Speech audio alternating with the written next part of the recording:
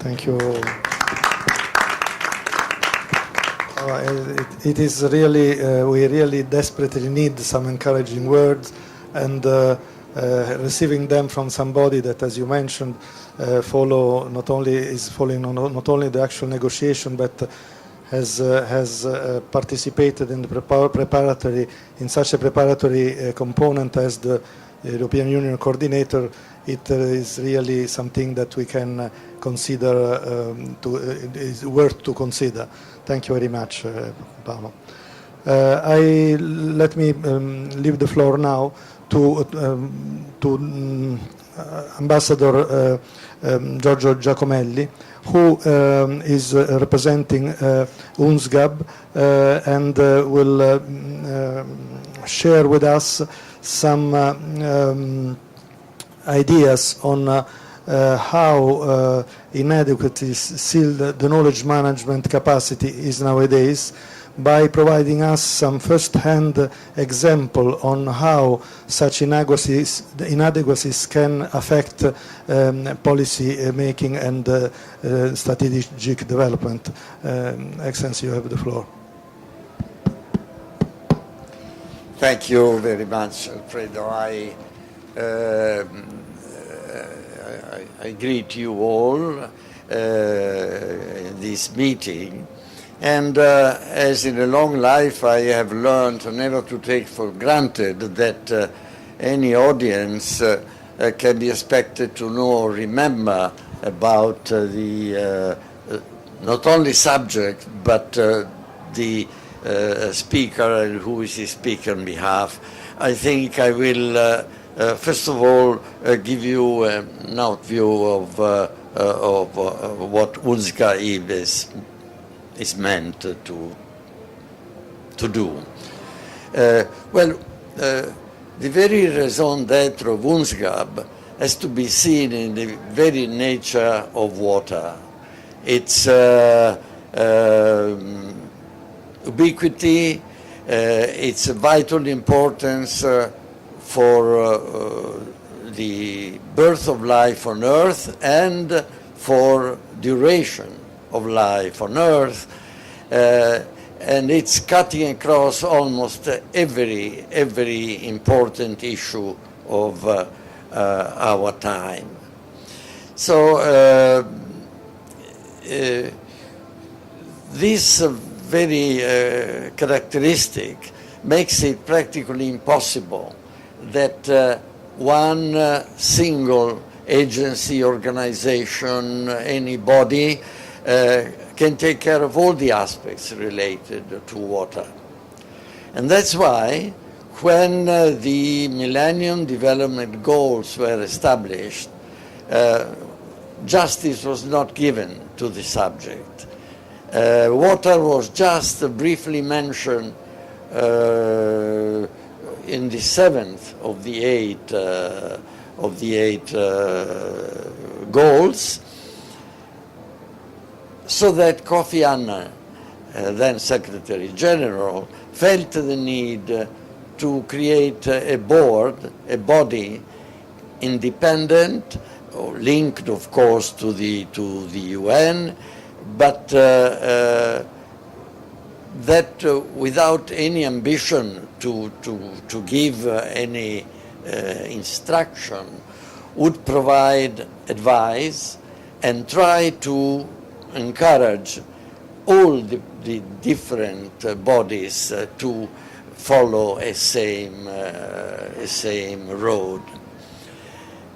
Think that in the very same United Nations system, you can find more than 30 agencies, bodies, big and small, that deal with water. And that means that each and every one is, of course, looking at a very specific aspect, and as such develops, I don't want to say a jealousy, but concentrates its efforts and tries to bring water to its middle, as we say in Italian. So there was a need to try to obviate to this. Now we have, of course, UN Water, which is doing a wonderful work, and is not an organization, but it is a sort of office where representatives of all the different organizations sit together. But that again, it's in itself not sufficient. So, with the purpose to encourage and facilitate reaching the Millennium Development Goals in the aspects related to water, the board was established. The board is a voluntary small body of about 20 members, and it was presided since the very beginning from Hashimoto, the previous Prime Minister of Japan. At the beginning was not very easy, as you can imagine, to be known, accepted, and to establish cooperation with all the stakeholders, besides giving advice to the SG, of course, was hard. But eventually, after this difficult start, producing the Hashimoto Action Plan, the board was underway. The Hashimoto Action Plan has selected 6 key aspects of the problematic of water, and has identified what the board felt it was supposed to do, and what all the interlocutors, stakeholders, were hoped to do, the approach they would adopt. Hashimoto, as you may remember, passed away not long after, and luckily His Royal Highness the Prince Willem Alexander of Orange accepted the request of Kofi Annan to take over from Hashimoto. That was an appropriate moment for taking stock of what we had been doing and what was necessary to continue to do as the time was running fast towards 2050. And in doing this, we produced what was called the Hashimoto Action Plan 2, which was adjusting to what had been happening. Now let us briefly pass in review, because that will facilitate understanding the purpose of the board, the 6 areas. They were water operators partnership, finance, sanitation, monitoring and report, integrated water resources management, and water and disaster, natural disaster mainly. In the second Hashimoto Action Plan, the water operators partnership and the integrated water resources management that we put together because they have a common purpose. They want to try to establish a network at 2 different levels in what is being done all over. The Water Operators Partnership had in mind to establish this network among the operators, the technicians, those that do things. The integrated resource and management was looking at the political world, at the member states, hoping that they would adopt the same line also. This was essential in both areas in view of the fast developing globalization all over the world. Water Operators Partnership has been practically left in the hands of Habitat and the regional development banks in close contact with us. We don't neglect the subject, but we see it well handled by them. Integrated water resources management is a very weak area, and the results of the be patient. The results of Rio 20 again confirm that the attention devoted to globalization is still very, very scarce. The insistence in the understandable interest in sovereignty, acceptable and appropriate when it refers to sovereignty on the water that a given state owns, is one thing. But then we have sovereignty which is still more in line with what happened in the 17th century in Westphalia Conference than in the fast globalizing world. And this is one of the weak points even of the result of this conference. Now, the other three that I quickly pass in review points are finance. It is very clear to everybody that it is no use to try to do anything if you don't have the means to do it. And in this area, we have been working, luckily, in very close and positive cooperation with the World Bank and with the regional development banks and with OECD. With the banks, we try to facilitate the opening of the financial markets to operators, even to small operators, so that to assure that they dispose of the means necessary to develop a system and to make it sustainable. With OECD, with which the report had been probably very much facilitated by the fact that Gurias, the boss of OECD, is member of the board, we have been looking into the future.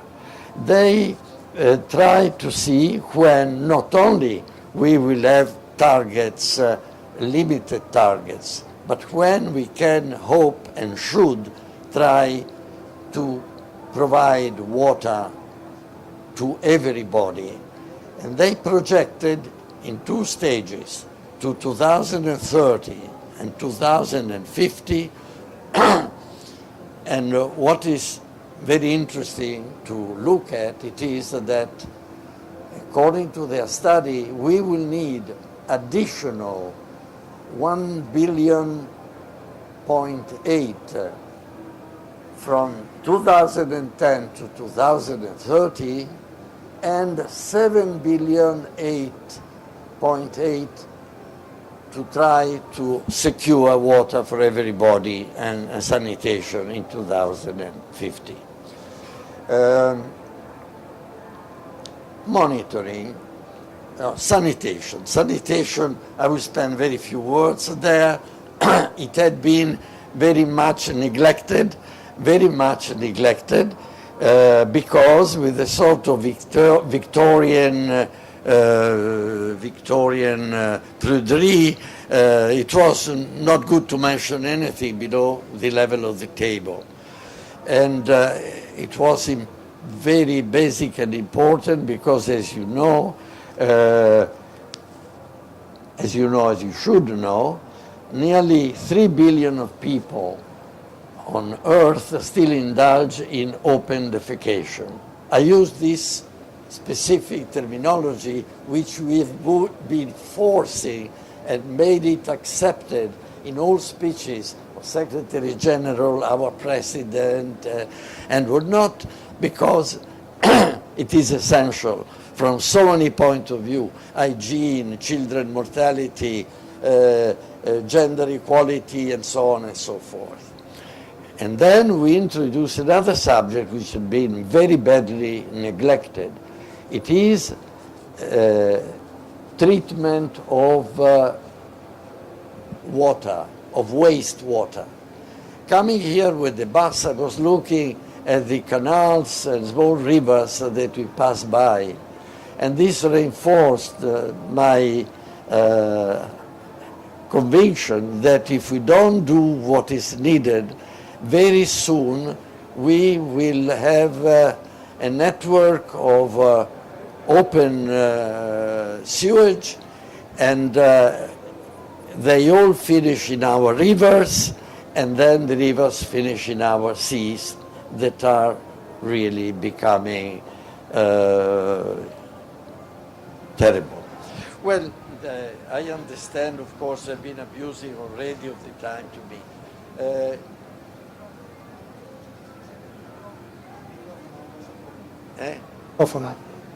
Sì.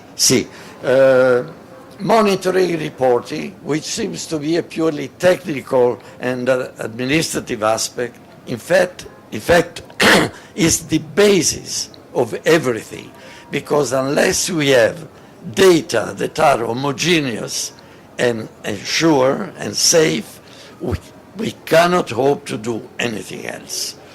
This leads me to briefly refer to the subject, the rather cryptic subject on which I was supposed to refer. It is the monitoring information that is behind monitoring. And very recently we had an extremely important example when, through and because of the ambiguities that was the language adopted at the moment of the establishment of Millennium Development Goals, where it was said that you should try and secure improved water, the press and even communication, including from the SG, from the Secretary General, gave the false impression that we were much more ahead than indeed we are. There was the impression that only 800 million people had not yet access to safe water, while there are nearly 2 billion people. This was corrected. We took a lot of trouble. The very Secretary General corrected it. But this is a big example of how important it is to dispose of data that are absolutely reliable and homogeneous. Sorry for taking more time. Thank you very much, Ambassador Giacomelli. No,